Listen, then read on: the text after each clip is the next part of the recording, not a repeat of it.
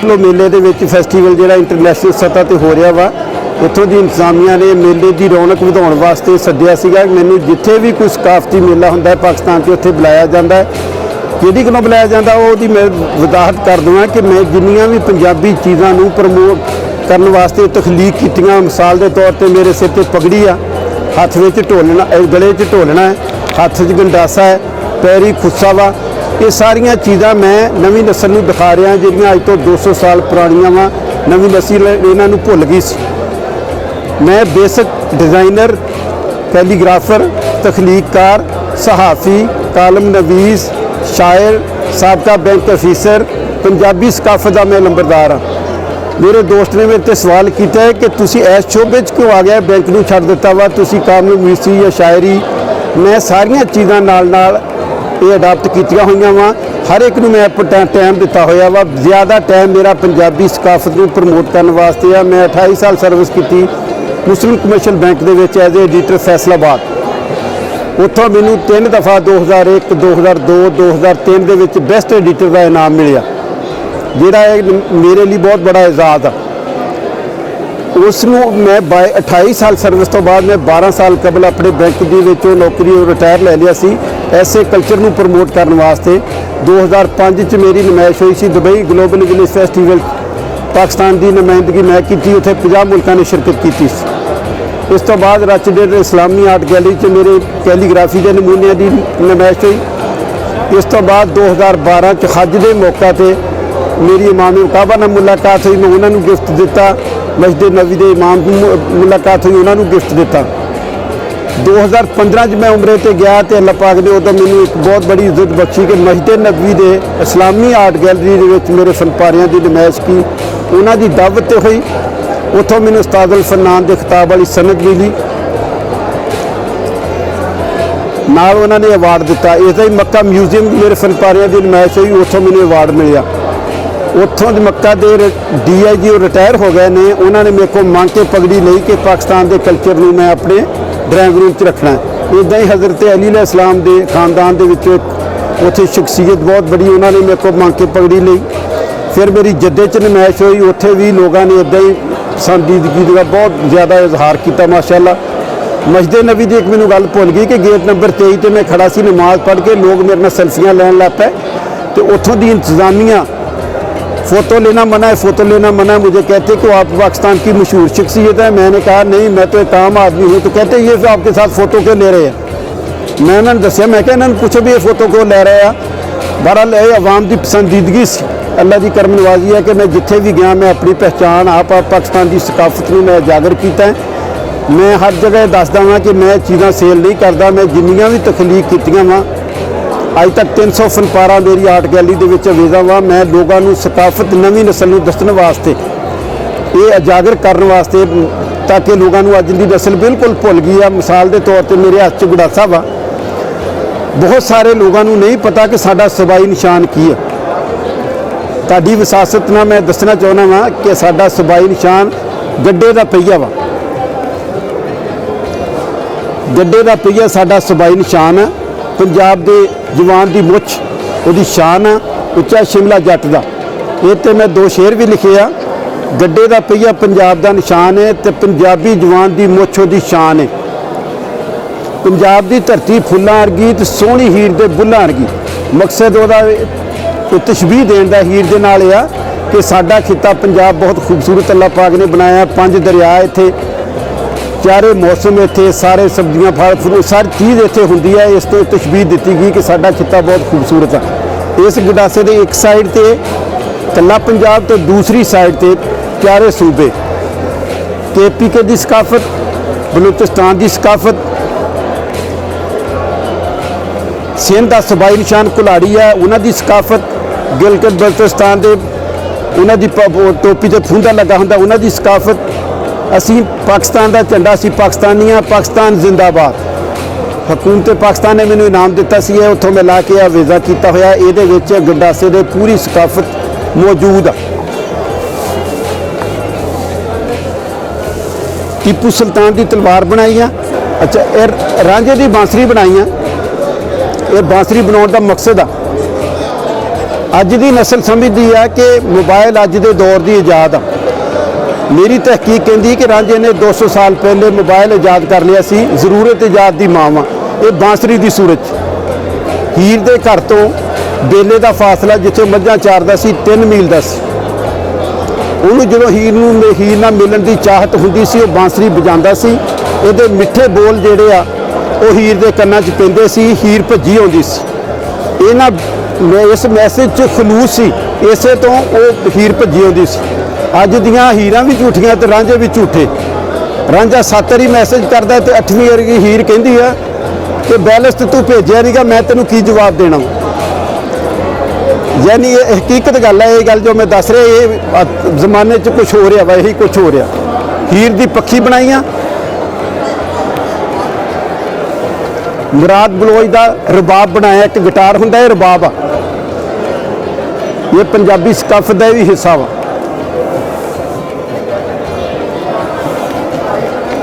ਢੋਲਣੇ ਦੇ ਮੁਤਲਕ ਦੱਸਦਾ, ਅਕਸਰ ਲੋਕਾਂ ਨੂੰ ਨਹੀਂ ਪਤਾ, ਲੋਕਾਂ ਨੇ ਗਾਣਿਆਂ 'ਚ ਸੁਣਿਆ ਹੋਏਗਾ। ਇਹ ਅੱਜ ਤੋਂ 50-60 ਸਾਲ ਪਹਿਲਾਂ ਨੌਜਵਾਨ ਨਸਲ ਦੇ ਜਿਹੜੇ ਲੋਕ ਹੁੰਦੇ ਸੀ ਨਾ, ਜਦੋਂ ਮੇਲੇ ਠੇਲੇ ਦੇਖਣ ਜਾਂਦੇ ਸੀ ਜਾਂ ਸ਼ਾਦੀਆਂ ਵਿਆਹਾਂ ਤੇ ਜਾਂਦੇ ਸੀ, ਉਹ ਸ਼ੌਕ ਨਾਲ ਗਲੇ 'ਚ ਢੋਲਣਾ, ਸਿਰ ਤੇ ਪਗੜੀ, ਹੱਥ ਵਿੱਚ ਗੰਡਾਸਾ ਜਾਂ ਖੁੰਡਾ ਫੜਦੇ ਸੀ, ਲਾਚਾ ਪਾਉਂਦੇ ਸੀ, ਖੁੱਸਾ ਪਾਉਂਦੇ ਸੀ, ਕੁੜਤਾ ਪਾ ਕੇ ਟੌਰ ਨਾਲ ਉਹ ਮੇਲੇ ਵੇਖਣ ਜਾਂਦੇ ਸੀ। ਅੱਜ ਇਹ ਨਵੀਂ ਨਸਲ ਸਾਰੀਆਂ ਗੱਲਾਂ ਭੁੱਲ ਗਈ ਆ। ਉਹਨਾਂ ਨੂੰ ਦੱਸਣਾ ਮਕਸਦ ਆ। ਇਹ ਬਹੁਤ ਸਾਰੇ ਅੱਛੇ ਪੜ੍ਹੇ ਲਿਖੇ ਲੋਕਾਂ ਨੂੰ ਨਹੀਂ ਪਤਾ ਕਿ ਢੋਲਣਾ। ਉਹ ਕਹਿੰਦੇ ਅਸੀਂ ਸਿਰਫ ਗਾਣਿਆਂ 'ਚ ਸੁਣਿਆ ਸੀ, ਤੁਸੀਂ ਸਾਨੂੰ ਦਿਖਾ ਕੇ ਸਾਡੇ ਇਲਮ 'ਚ ਇਜ਼ਾਫਾ ਕੀਤਾ ਹੈ। ਪੰਜਾਬ ਦਾ ਸਬਾਈ ਨਿਸ਼ਾਨ ਇੱਦਾਂ ਹੀ ਗੱਡੇ ਦਾ ਪਈਆ, ਇਹ ਵੀ ਬਹੁਤ ਸਾਰੇ ਲੋਕਾਂ ਨੂੰ ਨਹੀਂ ਸੀ ਪਤਾ। ਮੇਰੀ ਖੁਸ਼ੀ ਇਹੀ ਹੈ, ਮੇਰੀ ਕਾਮਯਾਬੀ ਇਹ ਆ ਕਿ ਇਹ ਨਵੀਂ ਨਸਲ ਨੂੰ ਮੇਰਾ ਜਿਹੜਾ ਮੈਸੇਜ ਜਾਂਦਾ ਵਾ, ਉਹ ਉਹਨਾਂ ਦੇ ਇਲਮ 'ਚ ਇਜ਼ਾਫਾ ਹੋ ਰਿਹਾ। ਇਹ ਗੱਲ ਹਕੀਕਤ ਆ ਕਿ ਮੈਂ 28 ਸਾਲ ਸਰਵਿਸ ਕੀਤੀ ਬੈਂਕ ਦੇ ਵਿੱਚ। ਮੇਰੀ ਅੱਧੀ ਤਨਖਾਹ ਇਸ ਸ਼ੌਕ ਦੀ ਖਾਤਰ ਇਹਦੀ ਨਜ਼ਰ ਹੋ ਗਈ। ਹੁਣ ਮੈਨੂੰ 18 ਸਾਲ ਹੋ ਗਿਆ ਰਿਟਾਇਰਮੈਂਟ ਲੈਣ ਨੂੰ। ਇਸ ਦੇ ਬਾਵਜੂਦ ਵੀ ਅੱਲਾ ਦੀ ਕਰਮ ਨਵਾਜ਼ੀ ਆ ਕਿ ਮੈਂ ਆਪਣੀ ਜੇਬ ਦੇ ਵਿੱਚੋਂ ਖਰਚਾ ਕਰ ਰਿਹਾ ਵਾਂ। ਮੇਰੀ ਜ਼ਮੀਨ ਆ, ਮੇਰੀਆਂ ਦੁਕਾਨਾਂ ਵਾ, ਉਹਨਾਂ ਦਾ ਕਿਰਾਇਆ ਆਉਂਦਾ ਵਾ, ਮੈਂ ਸਾਰਾ ਇਸ 'ਤੇ ਕੁਰਬਾਨ ਕਰ ਰਿਹਾ। ਮੈਨੂੰ ਕੋਈ ਗੌਰਮੈਂਟ ਦੀ ਇਮਦਾਦ ਨਹੀਂ ਮਿਲ ਰਹੀ। ਮੈਨੂੰ ਕੋਈ ਹੋਰ ਕਿਸੇ ਕਿਸਮ ਦੀ ਕਿਸੇ ਵੀ ਸਾਈਡ ਤੋਂ ਇਮਦਾਦ ਨਹੀਂ ਗਈ। ਨਾ ਮੈਂ ਸੇਲ ਕਰਕੇ ਇਹਨਾਂ ਕੋਲ ਇੱਕ ਨਵੀਂ ਨਸਲ ਨੂੰ ਆਪਣੀ ਜੇਬ 'ਚੋਂ ਲੱਖਾਂ ਰੁਪਈਆ ਲਾ ਕੇ, ਜੁੱਤੀ ਤੋਂ ਲੈ ਕੇ ਕੈਮਰਾ ਤੇ ਪਗੜੀ ਤੱਕ ਹਰ ਸੂਟ ਮੈਂ ਇਦਾਂ ਹੀ ਮੈਚ ਕਰਕੇ ਬਣਾਉਣਾ। ਔਰ ਜਿੰਨੇ ਫੈਸਟੀਵਲ ਹੁੰਦੇ ਉਹਨਾਂ ਦੇ ਵਿੱਚ ਇੱਜ਼ਤ ਬਖਸ਼ੀ ਜਾਂਦੀ ਆ ਕਿ ਮੈਨੂੰ ਇਜਾਜ਼ੀ ਤੌਰ ਤੇ ਸੱਦਿਆ ਜਾਂਦਾ ਹੈ। ਹਾਲਾਂਕਿ ਅੱਜ ਦੇ ਮੇਲੇ ਨਾਲ ਸਾਡਾ ਕੋਈ ਆਮ ਨਹੀਂ ਤਲਕ, ਲੇਕਿਨ ਮੈਨੂੰ ਜ਼ਰੂਰ ਇਹਦਾ ਹਿੱਸਾ ਬਣਾਇਆ ਗਿਆ। ਇਹਨਾਂ ਨੇ ਸਿਰਫ ਇੱਜ਼ਤ ਅਫਜ਼ਾਈ ਕਿ ਤੁਸੀਂ ਆਓਗੇ ਤਾਂ ਮੇਲੇ ਦੀ ਰੌਣਕ ਵੱਧ ਜਾਏਗੀ। ਔਰ ਅੱਲਾ ਦਾ ਸ਼ੁਕਰ ਆ, ਆਵਾਮ ਦੀ ਇੰਨੀ ਪਸੰਦੀਦਗੀ ਹੈ ਸੈਲਫੀਆਂ ਲੈਣ ਵਾਲਿਆਂ ਦੀ, ਇਹੀ ਮੇਰੀ ਕਾਮਯਾਬੀ ਹੈ। ਮੈਂ ਕਿੰਨਾ ਪੈਸੇ ਨਾਲ ਇਹ ਗੱਲਾਂ ਬਹੁਤ ਅੱਗੇ ਅੱਲਾ ਦੇ ਫਜ਼ਲ। ਇਹ ਸਭ ਤੋਂ ਬੜੀ ਪਗੜੀ ਮੈਂ ਬਣਾਈ ਹੈ। ਇਹ ਸਿਰਫ ਉਹ ਗੱਲ ਹੋਈ ਆ ਪਹਿਨਣ ਵਾਸਤੇ ਨਹੀਂ, ਇਹ ਦਿਖਾਉਣ ਵਾਸਤੇ ਲੋਕਾਂ ਨੂੰ ਕਿ ਸਾਡੀ ਪਹਿਚਾਣ ਆ। ਪੰਜਾਬੀ ਪਗੜੀ ਸਾਡੀ ਪਹਿਚਾਣ ਆ। ਇਹਦੇ ਤੇ ਕਮ ਤੋਂ ਕਮ 1 ਮਹੀਨਾ ਮੈਨੂੰ ਲੱਗਾ ਪਹਿਲਾਂ ਇਹਦੀ ਡਿਜ਼ਾਈਨਿੰਗ ਕਰਦੇ ਆ, ਫਿਰ ਇਹਦੇ ਖੂਬਸੂਰਤੀ। ਇੱਕ ਹੁੰਦੀ ਹੈ ਜਿੱਦਾਂ ਕੋਈ ਤਾਮੀਰ ਕੀਤੀ ਜਾਂਦੀ ਇੱਟਾਂ ਦੇ ਨਾਲ, ਮੁੜ ਕੇ ਉਹਨੂੰ ਡੈਕੋਰੇਟ ਕੀਤਾ ਜਾਂਦਾ ਕਿਸੇ ਕਮਰੇ ਨੂੰ ਜਾਂ ਕਿਸੇ ਕੋਠੀ ਨੂੰ।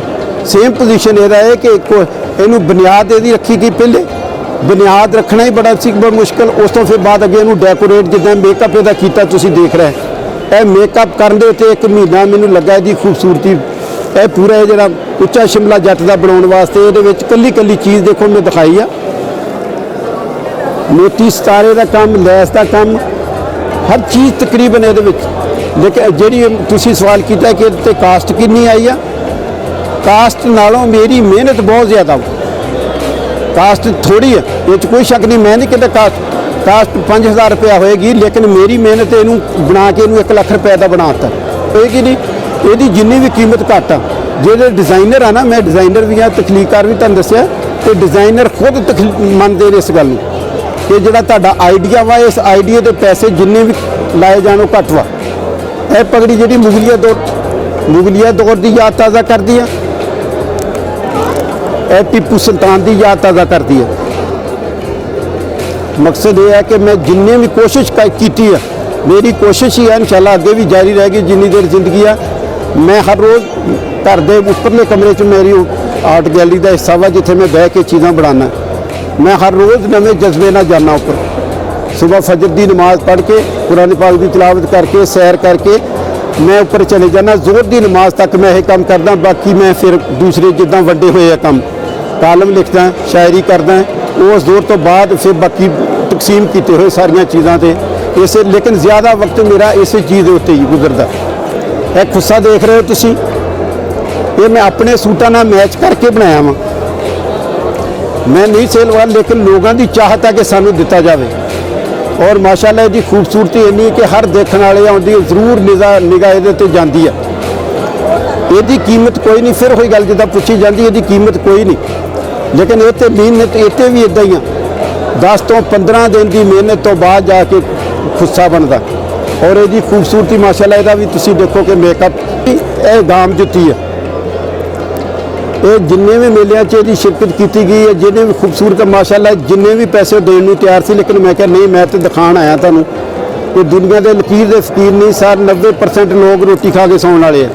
ये हकीकत आर्ट नाल लगाओ रखने वाले 10% लोग हैं तो मैं वो 10% लोगों को ये दिखाना ना। वैसे तो इदा ही आते हैं तो देख के चल जाते सेल्फियाँ लेके लेकिन चाहत वाले 10% उन्होंने मैं दिखाना चाहना भी यह चीज़ देखो अल्लाह के फजल पूरे पाकिस्तान कि अगर कोई इदा की चीज़ है तो मैनू दसे। मैं दोस्त ने दसना चाहना ये घड़ा नहीं यदा ना सकाफती ना यदा गागर आ। अक्सर शायरा ने इनू अपने शेर च इस्तेमाल किया गागर गागर लस्सी की हीर अपने रांझे विच लस्सी इस गागर च लैके जाती होंदी सी। मैं एक होर भी तुहाडे इल्म च इजाफा करदा आम साडे खाता वा कि जो हीर रांझे का जिक्र हुंदा वा तो दो खूबसूरत चेहरे साडे सामने आ जाते हैं। लोग तो मिसालां दिंदे कि तू किहड़ा रांझा है यानी वो खूबसूरती दीयां निशानियां सी। इदा ही मेरे दिल च खाका है कि जो हीर रांझा सोहणे सी तो उन्हां दी हर शै सोहणी सी। वो भावें हुक्का पींदा सीगा तो भावें वो गागर सिर ते चकदी सी। है हीर की छाबी जिहदे विच रांझे लई लस्सी लैके जांदी सी। मक्की की रोटी बनाईयां साग बनाया मक्खन का पेड़ा बनाया। पूरी हीर रांझे की कहानी ये फिट अल्लाह दे फल्ला। नवी नस्ल नूं ये मैसेज बेहतरीन तरीके नाल कन्वे हुंदा जदों उन्होंने फिजिकली ये सारियां चीज़ां दिखाईयां जांदियां। नवी नस्ल नूं कल्चर साडा पंजाबी सकाफत जिहड़ी असीं दिखाउणा चाहुंदे आ वो क्यों नहीं इधर रागब हो रही। मैं जो नोट किया वा या मेरी तहकीक ये कहती आ कि साडे ज़हनां दे विच मीडिया ने ते माहौल ने ये नवी नस्ल दे विच ये गल्लां सारियां उन्हां दे ज़हन च समा गईयां वा कि पैंट शर्ट पाइए तो इहदे नाल टौर बनती है। मैं कहना मैं जिथे भी जाना मैं अपना कौमी लिबास पहन के जाना या पंजाबी लाचा कुर्ता खुस्सा पहन के जाना मैं फख्र समझदा इसनूं और लोग पसंद करते हैं। तो जो लोग पसंद करते तो मेरा ख्याल है नवी नस्ल नूं भी ये लाचे कुर्ते चलो नहीं हर रोज़ नहीं तो कदी कदी मेले ठेले तो ही पा लैन। इदां ही साडे जिद्दां ही सियासतदान आ मैं अगे PTV ते इंटरव्यू होया सी तो मैं उत्थे भी गल दसी सी। मैं अज फिर कहना चाहुंदा और इंतहाई दुख नाल मैनूं कहना पै रहा कि सिंध दे जिन्ने भी सियासतदान आ वो जो अपनी असैंबली च जाते हैं उन्होंने अजरक पहनी होंदी है उन्होंने सिंधी टोपी पहनी होंदी है। साडे वजीर आला या वजीर अपने मोढे ते चादर रखना या खुस्सा पहनना या लाचा पहनना तो अपनी हद तक समझते हैं। मैं कहना वा कि कम से कम कदी कदी साल बाद 6 महीने बाद इस सकाफत नूं उजागर करने वास्ते वो असैंबली दे विच लाचे कुर्ते खुस्से सिर ते पग्गां लैके जाण पंजाब दी शान। अगर ये वजीर आला या वजीर आजम साडे या जिहड़े भी साडी सकाफत नूं जिंदा करनगे तो जरूर नवी नस्ल उहदी तकलीद करेगी जिहदी मिसाल एक मैं दे रहा वां। 1975 ਦੇ ਵਿੱਚ ਜ਼ੁਲਫਕਾਰ ਅਲੀ ਭੁੱਟੋ ਨੇ अवामी सूट पाया सी। इस तो पहला अवामी सूट नहीं सी हुंदा कमालीए दे खद्दर दा। जो भुट्टो ने अवामी सूट पाया सी तो सारी नवी पौध सारी नवी नस्ल अवामी सूट पाउण लग पई सी। मैं कहना कि हुण दे दौर दे विच अगर हुण दे वजीर वो पाउण सकाफती चीज़ां पाउण तो नवी नस्ल जरूर साडी तकलीद करेगी इंशाअल्लाह। साडे लोग लकीर दे फकीर आ। इसी तरह की मज़ीद मालूमाती तफरीही दिलचस्प वीडियोस देखना चाहते हैं तो हमारा YouTube चैनल अभी सब्सक्राइब कीजिए।